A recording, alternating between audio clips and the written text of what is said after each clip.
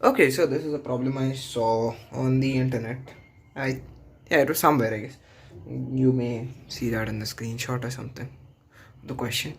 But yeah, anyways, I saw this on the internet somewhere, and yeah, it was. I mean, some may think that you have to find the value of x. It's that simple. No, it really isn't. You can check. I don't think there are any rational roots of that equation, and even if there are, it's a dumb way. And I'm making this video not to give you a solution, but to give you an idea about how you can solve such questions, right? So it's the idea that matters. I mean, you can find a solution. That's it. You can get over with it. It doesn't matter. This is not school. This is like, it's better than school. This is like getting new ideas, and that's what's important in my opinion. Anyways, blabbering aside, so yeah, this is the question. You see it in front of you. I'm not gonna read it out. uh, X cubed plus 4x is equal to 8, and we have to find the value of this monstrous expression. It's not really monstrous, but yeah, it's quite large. It's I don't know, what do you call these, like quintic, then I don't know, heptic, septic, maybe this is septic polynomial or something. I don't know. But yeah, it's okay. So yeah, so a new approach to this is, okay, so first we'll isolate the highest power, right? So 8 minus 4x, x cubed is equal to 8 minus 4x. We subtract 4x from both sides. Now we square both sides. So notice that on the left hand side we get x to the sixth, on the right hand side we get, okay, so that's gonna be, you can actually do this on your own, right? So 4 times 8 is, that's 32, and that's gonna be minus 64x, and then plus 64, right? Yeah, that's the value of x to the sixth. Now we multiply the entire equation by x, and of course you can like multiply and divide by x. You can check that x is not a root of this, so you know that x is not equal to 0. So we are multiplying the entire equation by x. Anyways, that gives us 16x cubed minus 64x squared plus 64x, right? That's the value of x to the 7th.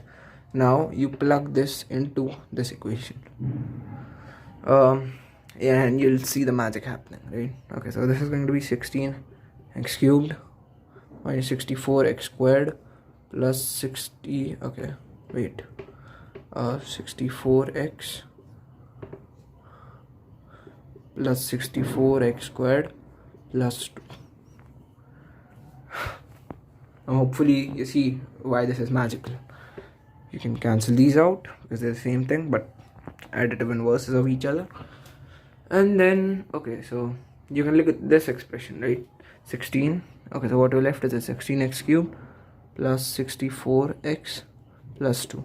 Now you may say, oh, well, that's just another thing and you're gonna need x for that and all that stuff. Yeah, you're not going to. So first factorize the 16 out of these two terms. 16 and x cubed plus 4x and plus 2, and notice that we have the value of x cubed plus 4x already. That's 8. So 16 times 8 plus 2.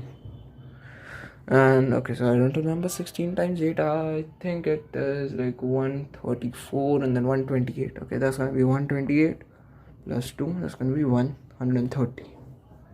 And yeah, so as far as I'm aware, this is known as like a reduction formula. Again, I don't know the name of things, but this is basically the idea. So you have a particular polynomial of like some nth degree, and you simplify it to like some an minus 1 xn minus 1 and then other stuff, and basically you decrease the degree of the polynomial. You have a smaller degree, and yeah, it's a very neat trick. I think it's used in many places, and I haven't particularly seen many direct uses, but yeah, this is like, I just wanted to like display this idea. It's a really powerful one if you ask me, because say you wanted to find the value of x. Okay, so let's first try to prove that there are no rational values of x.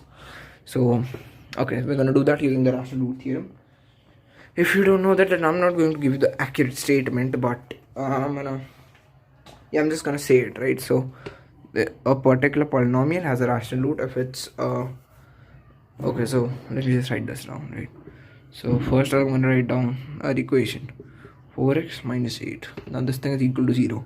So we say a particular polynomial has a rational root if the first and the last terms coefficients multiplied together are, say, if so the only rational roots a polynomial can have are like the first and the last coefficients multiplied together, right? Okay, the factors of that thing. Yeah, I'm really bad at saying this, but you get what I'm saying. Anyways, so the only polynomials we could have here, okay, so I'm gonna say integer roots because like rational roots are gonna be probably there are rational roots to this, maybe. Yeah, and you could of course do this using like Cardano's method. Maybe I'll do that. Yeah, I guess I have time. So anyways, the first we're gonna try to prove that there aren't any integer roots. So the only integer roots possible with this one are, so x can be, because I'm not gonna write that, right? They can be from the set no, it can't be 0 of course, but maybe plus minus 1, plus minus 2, not plus minus 3, plus minus 4, and then plus minus 8. Yep, those are the 8 rational integer roots that could exist for this polynomial. Anyways, so you can try all of these. I don't think any of them work, right? Okay, so I know that these two don't, right? But then, okay, so I guess you could prove like some kind of, okay, so first of all, you know that, okay, so I'm going to do some stuff, right? X squared plus 4 is equal to 8, right? So this part is strictly positive, this part is of course positive, so that means that x must also be positive. So we know that x is greater than 0. That already narrows down a lot of stuff for us, and of course we're assuming that x is real, right? There may be no real roots. Wait, can that happen? Yeah, I think that can happen. There may be no real roots, but I'm just supposing that there are. So realistically, the only roots possible are 1, 2, 4 and 8. So 1, 2, 4 and 8. That's not really many possibilities to check. So I guess we'll just check, right? So yeah, 2 doesn't work. 4, that's gonna be 64. I think that in these two overshoot and these two undershoot. Or some, yeah, I mean this one also, these 3 overshoot, I think. Yeah, and this one undershoots. Also we can say that one of the roots is like, so x is an element, it's within this interval, but then again that doesn't really help us, right? Because we have a pretty accurate expression to solve for. It's not like we have to find the floor of some root or something, I don't know. Yeah, anyways, so that's the thing. So we don't have that. I guess we could use Cardano's method. So set x equal to u to the 1/3 plus v to the 1/3. I think this is Cardano's method. If it's not, then, well, I guess I don't remember stuff that well, which isn't a surprise. Anyways, we cube both sides here, right? So we get right, x cube is equal to, so u plus v, right, plus 3 u to the 1/3 v to the 1/3. Yeah, is that true? Okay. And then a plus b, so that's gonna be this is u, by the way, u to the 1/3 v to the 1/3, they're added together. Okay, so we can write this as x cube is equal to u plus v plus 3 uv to the 1/3 times x. Now one can compare coefficients. So we know that 3 times uv to the 1/3 is equal to, so that's going to become negative, so that's going to be -4. And we know that u plus v is going to be 8. So I guess we can divide that stuff and all. So uv is going to be -4/3 and the cube of that. And u plus v is going to be 8. Right, so we're going to solve for quadratic, that's with that which we're going to obtain. That's fine. Okay, so yeah, hopefully you see where that comes from. By the way, that's like really easy manipulation, so to speak.